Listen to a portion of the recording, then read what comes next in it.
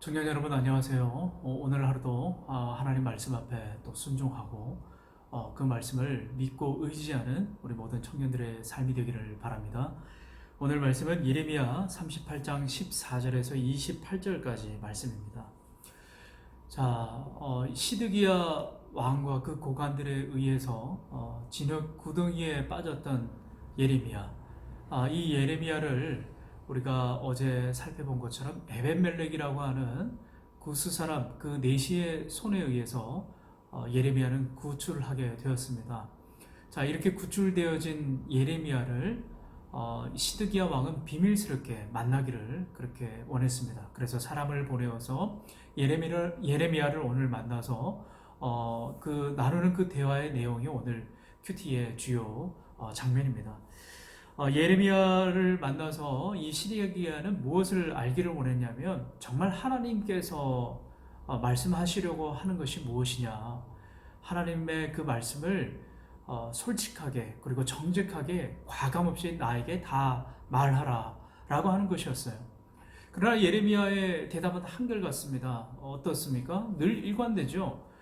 하나님의 그 말씀 앞에 지금 그 바벨론 이 나라에 항복하면은 살 것이고, 바벨론에 오히려 투항하지 않고 계속해서 반항하면, 더불어서 싸우게 되면은 반드시 예루살렘과 유다 백성들, 시드기야 당신도 죽임을 당하고 멸망당할 것이다.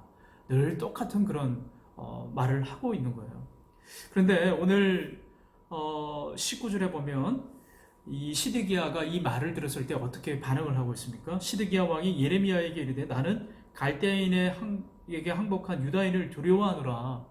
염려하건대 갈대아인이 나를 그들의 손에 넘기면 그들이 나를 조롱할까 하노라 하는지라. 참 딱하고 안타까운 상황이에요. 하나님의 그 엄중한 말씀이 계속해서 일관되게 예레미야를 통해서 전달되었음에도 불구하고, 생명의 길이 그에게 놓여져 있음에도 불구하고 시드기야의 마음 가운데는 무엇이 있는 거예요? 하나님을 두려워하는 것보다 사람의 시선을 의식하고 사람을 두려워하게 되는 것을 보게 됩니다.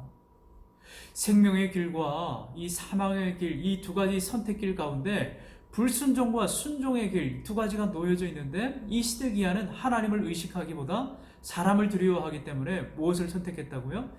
불순종, 하나님의 말씀을 거부하고 사람들을 택한 것을 보게 됩니다. 이 얼마나 어리석고 딱한 그런 현실이에요. 늘 우리의 현실 가운데 이 두 가지 갈림길이 있어요.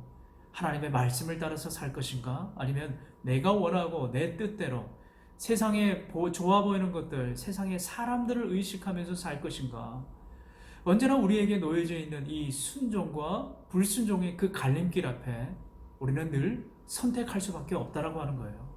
사랑하는 우리 청년 여러분, 시대가 아무리 힘들고 어려워도, 우리의 상황이 녹록지 않은 그런 현실이라 할지라도 하나님의 말씀을 선택하고 그것을 지키고 순종하기로 작정한 모든 사람에게는 하나님은 반드시 그를 기억하십니다. 하나님은 말씀에 따라서 순종하고 살기로 다짐하는 모든 당신의 사랑하는 자녀들을 하나님께서는 지키시기로 보장하시고 말씀하신다고 하는 거예요.